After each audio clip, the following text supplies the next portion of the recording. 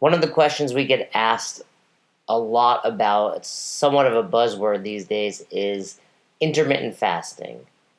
And we get asked a lot about it because, well, one, I wrote a small ebook about it. It's, of course, available on our website. I'll put the link in the show content below. But also because I have a pretty vast background in intermittent fasting. Some of it purposefully, some of it more accidentally, and some of it what I would refer to as stylistically. And I'll explain all of that. Keep in mind, I'm wrapped up in some blankets in Orlando, Florida this morning because it's freezing outside in Florida. So much empathy out to all of you listening to this in cold climates like the Northeast. And bundle up, stay warm, and stay healthy. But let's talk a little bit about intermittent fasting. So intermittent fasting is basically a catch-all for some type of restrictive window of when you're going to eat. The most common example is typically referred to as 16-8. So 16:8, where you would see a 16-hour fast followed by an 8-hour window where we're eating. Now, most of us naturally fast over the course of the day. We sleep.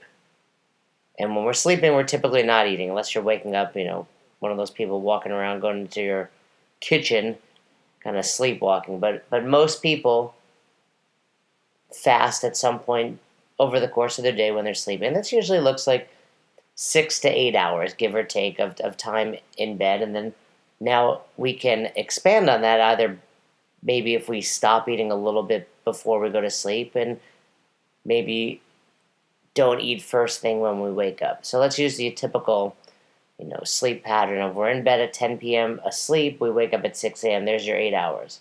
So you would have, in that situation, an 8-hour window where you're fasting and a 16-hour window technically when you're eating, assuming you eat right on the bookends there.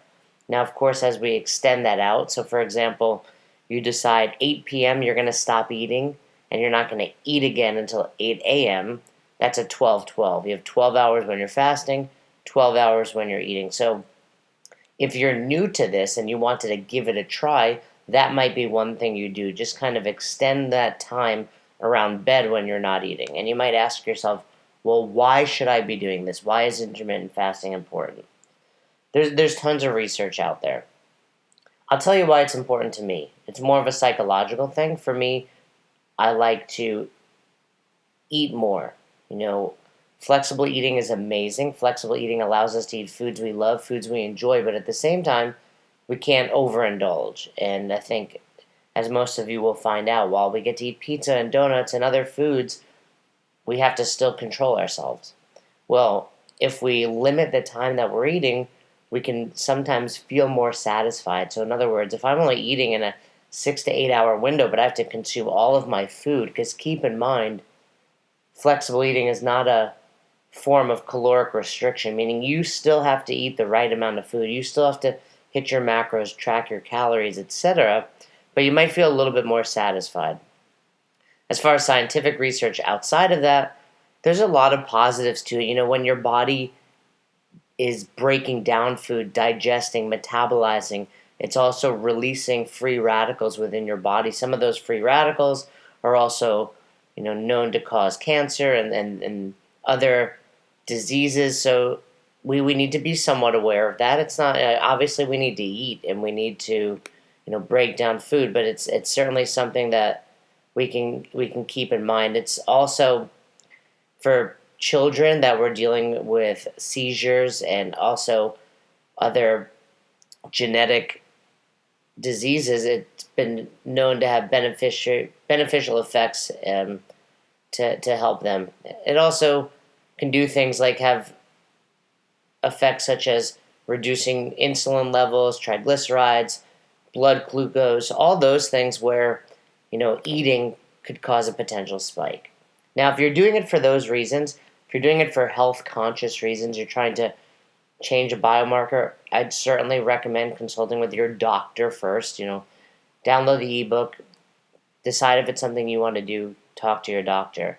For those of you just looking for a little bit of a change, it's great. For example, our good friend Justin just started in shift work, an overnight shift, and he was having a little bit of trouble kind of determining when to hit his numbers, when to eat his food. And what he found was, well, if I fast during the night, which is, his work hours now, then I get home and have a substantial breakfast before I go to bed during the day, that can help. So determine if that's going to make your life easier. For me, when I owned 3 CrossFit affiliates, I was on the go 24/7.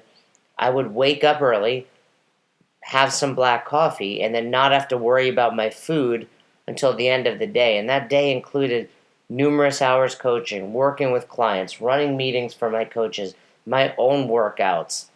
And I found that I was fine. For a lot of you, this shock to your system of not eating is going to make you feel, how do I put this lightly, like you're going to die.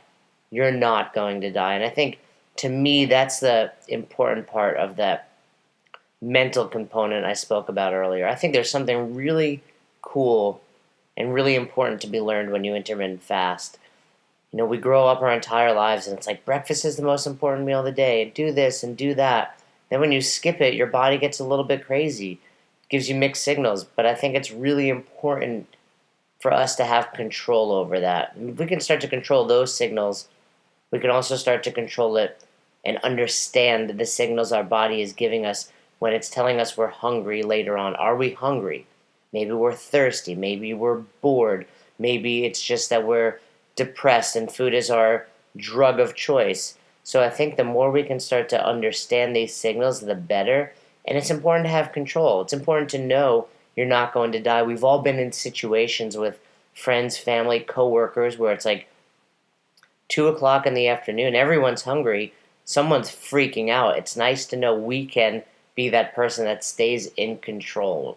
Life isn't always sunshine and rainbows. We don't always get food every time we're hungry, but it's nice to know, hey, I'm not going to die. I can have a little bit of water, a little bit of black coffee, tea if that's your choice, but understanding that body. So for me, that's what it really became, a way of leaving my house and not having to worry about anything. It's one less stress. I didn't have to pack Tupperware. I didn't have to worry about where I was grabbing lunch. I knew I'd eat my entire day's worth of food at home. And then when it came to flexible eating, it was really my way of taking this somewhat of a caloric restriction at the time. When I started flexible eating, my numbers were much lower. I was at about 1,900 calories, and for me, that was less than I wanted. It's always less. I wanted more food. And I thought, okay, if I can intermittent fast, I can make that 1,900 calories feel very substantial if I eat it all within a small window of time. Now, I don't recommend you doing it the way I did, which was literally a 22-hour fast every day, and then I'd have a 2-hour window where I would just gorge myself with calories. I'd have my huge protein sources, a big bowl of Cinnamon Toast Crunch, etc. But it worked for me. I grew up wrestling, and there were definitely periods of time longer than 20 hours, days on end where I would really, really not eat. And if I did, it would be minimal.